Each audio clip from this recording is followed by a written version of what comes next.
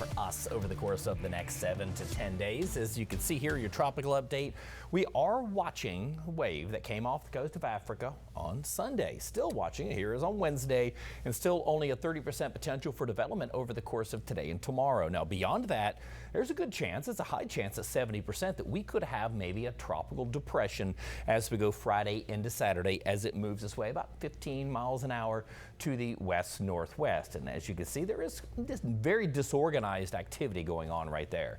So comparing the computer models, we do have the Euro, the GFS, and again, we all know it's all about the high pressure, but there's a lot of other things that it's going to be fighting against. Some dry air to the north, a lot of activity down to the south, and all that creates the activity, some wind shear.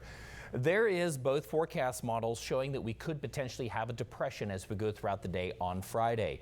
Keeps it very weak, actually all the way through the weekend and into next week. You can see nothing really much going on. Depression, maybe a tropical storm, but then as we go into about mid to late week, the European model takes that into the Lesser Antilles. Well, the GFS does have it curving up towards the north. There's your high pressure, but again, we have a front that's going to be stalled here, so watch what happens as we go towards the end of the week.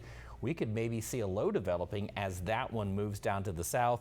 You see the European model doesn't show much of anything, maybe the disturbance pushing its way into the Caribbean, while the GFS has it going to the east of Bermuda, and by then we could maybe see a hurricane if that's where it goes. We'll of course continue to track this over the next week to 10 days.